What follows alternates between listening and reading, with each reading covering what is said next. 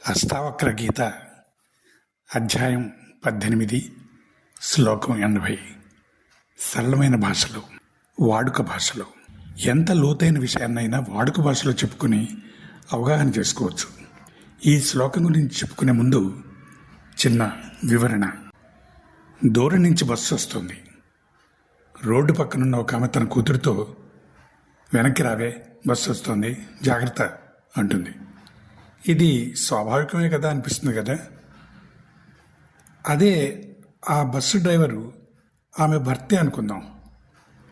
అతనే వచ్చి వీళ్ళని కలవటానికి ఆగబోతున్నాడు. అప్పుడు ఆమె ఏమంటుంది? బస్సు వస్తుంది నందు, నాన్న వస్తున్నాడే అంటుంది. అలాగే కారు ఇంటి ముందుకు రాగానే డాడీ వచ్చారని పిల్లలు గంతులేస్తారు. ఆ కారుని నడిపేది వాళ్ళ డ్రైవర్ అయినా డాడీ వచ్చారని అంటారు, కానీ డ్రైవర్ వచ్చాడు అనరు. అదే ఆ డ్రైవర్ భార్య ఎదురు చూస్తుంటే తన భర్త వచ్చాడనే ఆమె అనుకుంటుంది, కానీ ఆ కారు యజమాని వచ్చాడు అని కాదు. అందువలన నడిపే వాహనం కాదు, నడుపుతున్న మనిషి కానీ లేదా ఆ వాహనం ఎవరి కోసమైతే నడుస్తోందో వారిని వస్తున్నట్లు లేదా వెళుతున్నట్టు భావిస్తారు, కానీ ఆ వాహనాన్ని కాదు. అలాగే ఆత్మను చూడనంత వరకు బాహ్య ప్రపంచంలోనివి చూసే దృష్టి వేరుగా ఉంటుంది. భార్య, భర్త, తండ్రి, తల్లి, గురువు, అలాగే ఎవరు నాకు తెలియదు అనుకునే అజ్ఞాత వ్యక్తులు కనిపిస్తారు. కానీ ఆత్మావగాహన కలిగిన తర్వాత కనిపించేదంతా ఆత్మస్వరూపమే కానీ వేరు కాదు. శ్లోకం చూశారు కదా. న స్వర్గో నైవ నరకో జీవన్ముక్తిన్న చేవ బహున్యాత్ర ముక్తేన యోగ దృష్ట్యా నకించన. అంటే స్వర్గం లేదు, నరకం లేదు. యోగి దృష్టిలో దేని ఉనికి లేదు. ఏది కోరినప్పుడు ముక్తి మోక్షాల మీద కూడా కాంక్ష ఉండదు. అహంకారపూరితంగా ఈ ప్రపంచం నిజమని అనుకునే వారికే స్వర్గము, నరకము ఉంటాయి. చైతన్యంలో లయమైనపోయిన వాడికి అవి ఏమీ ఉండవు. ఉన్నాయనుకునేవన్నీ అహంకారానుభవ క్షేత్రాలే. కలలో మహారాజు అయ్యుండొచ్చు, ఇలలో బిచ్చగాడై ఉండొచ్చు. ఏ అనుభవానికి అదే. ఇది సత్యం అనుకుంటే అది కూడా సత్యమే. ఒకరోజు ఒక రాజుగారు రోజంతా చేసిన రాచరికం వలన కలిగిన అలసటను పోగొట్టుకునేందుకు తోటలోకి వ్యాహ్యాళికి పోతాడు. అక్కడ ఒక రాయి మీద కూర్చొని ప్రశాంతంగా చూస్తుంటే ఎదురుగా పువ్వు మీద వాలిన సీతాకోక చిలుక కనిపిస్తుంది. అలా దాన్ని చూస్తూ చూస్తూ హాయిగా వీచే చల్లగాలికి నిద్రలోకి పోతాడు.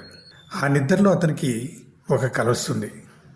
ఆ కల్లో తనే సీతాకోక చిలుకై పువ్వుల మీదకి వాలుతూ పోతుంటాడు.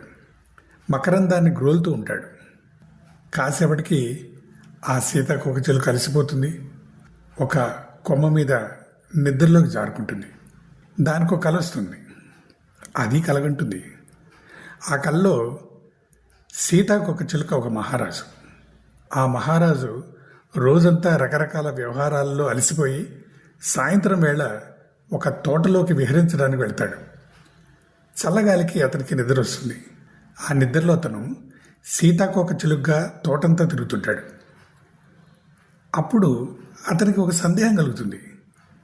నేను రాజునా లేక సీతాకోక చిలుకనా? రాజుని అనుకుంటున్న సీతాకోక చిలుకనా లేక సీతాకోక చిలుకని అనుకుంటున్న రాజునా? ఇంతకీ నేనెవరు అనుకుంటుంది లేక అష్టావక్ర గీతలో ఇంతకుముందు చెప్పుకున్న శ్లోకంలో అష్టావక్ర మహర్షి చెప్పింది అదే. అహం ఉన్నంతకాలం నేను ఇది లేక అది అనుకుంటాం.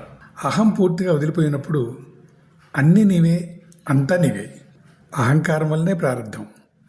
ఆ ప్రారంధం కారణంగానే ఆయా వాసనలకు అనుగుణంగా ఇష్టాయిష్టాలు, తదనుగుణంగా సుఖదుఖాలు అనుభవంలోకి వస్తాయి అంటాడు.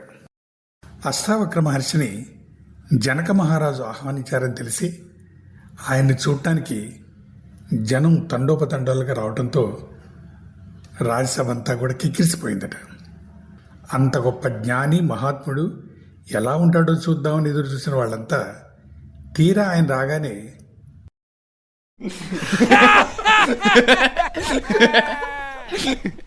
ఆయన ఆకారాన్ని చూసి నవ్వు ఆపుకోలేకపోయారట. పక్కుమని నవ్వారట. వాళ్ళందరినీ చూసి అష్టావక్ర మహాముని కూడా పక్కపక్క నవ్వారట. జనకుడు ఆశ్చర్యంగా, మీరెందుకు స్వామి వాళ్ళని చూసి నవ్వారు అని అడిగితే, కనిపించే ఈ శరీరమే నేనని వాళ్ళు అనుకుని నవ్వారు. వాళ్ళ అమాయకత్వాన్ని చూసి నాకు నువ్వు వచ్చింది అన్నారట ఆయన. ఎవరి సినిమా వాళ్ళది. మీరు చూస్తున్న సినిమాకి మీరు దృష్ట. మీకు కనిపించే ప్రపంచం మీకే ప్రత్యేకం. అలాగే ప్రతివారికి. కనుక ఇతరుల దృష్టిలో మీరు వేరు, మీ దృష్టిలో మీరు వేరు. అలాగే మీ దృష్టిలో వాళ్ళు వేరు, వాళ్ళ దృష్టిలో వాళ్ళకి వాళ్ళు వేరు. అదేవిధంగా మీ దృష్టిలో ఒకరు ఒక విధంగా ఉన్నారు అని మీరు అనుకుంటే, వేరే వాళ్ళు వాళ్ళని వేరే విధంగా అనుకోవచ్చు.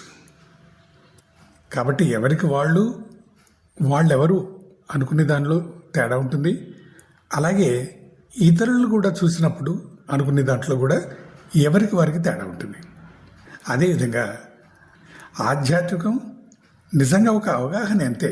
ఎవరి అవగాహన వారిది. ఇద్దరు మాట్లాడుకుంటున్నప్పుడు ఒక్కొక్కసారి ఇద్దరి భావాలు ఒక్కటే అనిపించవచ్చు, కానీ వారి ఉద్దేశాలు వేరుగా ఉండొచ్చు. ఇద్దరు విభేదించనవచ్చు, కానీ నిజానికి ఇద్దరి ఉద్దేశం ఒకటే ఉండొచ్చు.